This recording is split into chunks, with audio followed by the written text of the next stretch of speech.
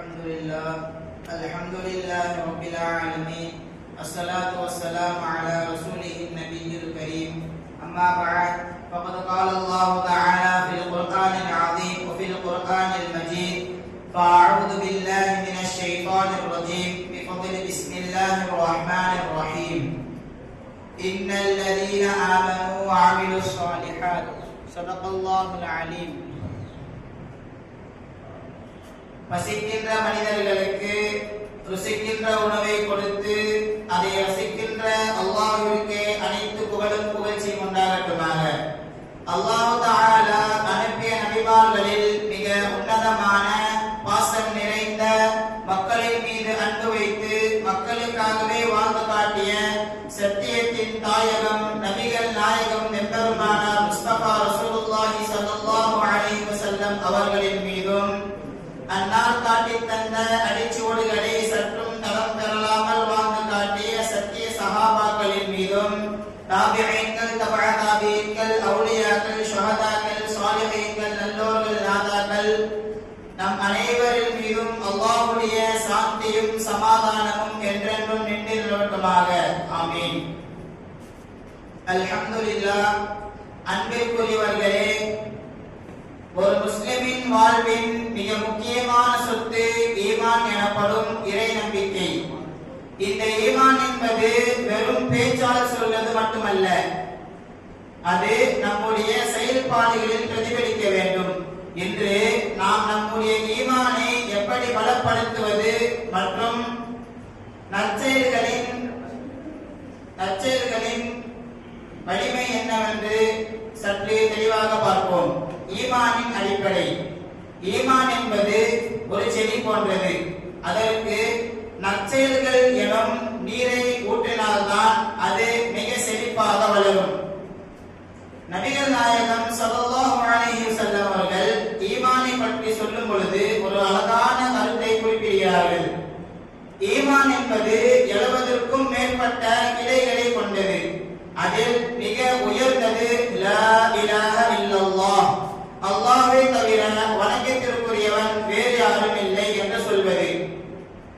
அதில் மிக சாதாரண கிளை பாதையில் கிடக்கும் இடையூறுகளை அகற்றுவது.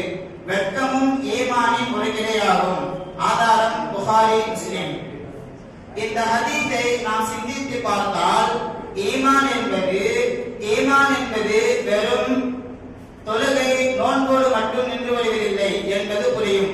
இச்சமூகத்திற்கு நாம் செய்யும் சின்னஞ்சிறு உதவிகள் கூட, நம்மிடம் இருக்கும் ஒழுக்கமும் கூட ஈமானின் ஒரு பகுதிதான். ஒரு முஃமின் தன் நாவாலும் செயலாலும் பிறருக்கு துன்பம் தராத போதுதான் அவனுடைய ஈமான் முழுமையடைகின்றது. நற்செயல்களின் முக்கியத்துவம் என்ன? நமது மறுமை நாளின் வெற்றி நாம் செய்யும் அமல் எனப்படும் நற்செயலில் தான் இருக்கிறது. மறுமை நாளில் நாம் செய்த செயல்களை தராசில் நிறுத்தப்படும் பொழுது நற்செயல்களின் தட்டு கனப்பவர்களே வெற்றி பெறுவார்கள் என்று நபி ஸல்லல்லாஹு அலைஹி வஸல்லம் கூறியுள்ளார்கள். மறுமை நாளில் ஒரு முஃமினின் தராசில் நற்செயல்களை விட கனமான விஷயம் வேறொன்றும் இருக்க முடியாது. ஆதாரம் திருமிதி.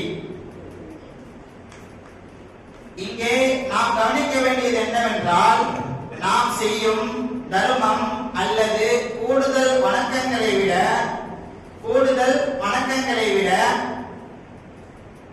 அல்லாஹ்விற்கு பிடித்தது என்னவென்றால், கூடுதல் வணக்கங்களை விட நம்முடைய அஹ்லாக் எனப்படும் நற்செயலுக்கு அல்லாஹ் அதிக முக்கியத்துவம் தருகின்றான்.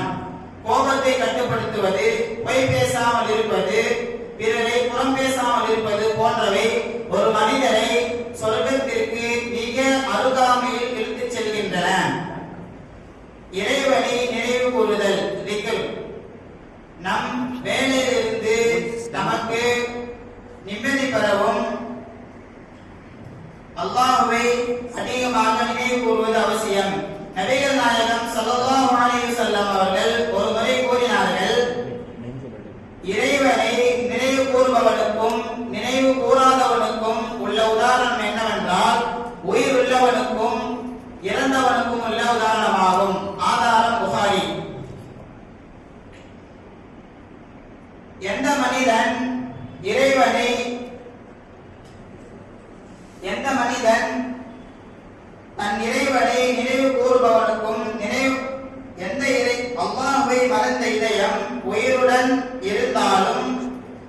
சட்டத்திற்கு சமம்தான். நாம் வேலையில் இருந்த போதும் பிரயாணத்தில் இருக்கும் பொழுதும் அல்லாஹ்வை சுப்ஹானல்லாஹ் அல்ஹம்துலில்லாஹ் போன்ற வார்த்தையை கொண்டு திக்ர் செய்து கொண்டே இருந்தால் நம் இதயத்தை அல்லாஹ் கடைசி வரைக்கும் பாதுகாத்திருப்பான். எனவே நமக்கும் நம் குடும்பத்தார்களுக்கும் நிறைந்த ஈமானுடன் வாழ்வதற்கு அல்லாஹ் தஆலா தௌஃபீக் செய்வானாக. ஆமீன் ஆமீன் யா ரப்பல் ஆலமீன். வா ஆகிரு தவானா அல்ஹம்துலில்லாஹி ரப்பில் ஆலமீன்.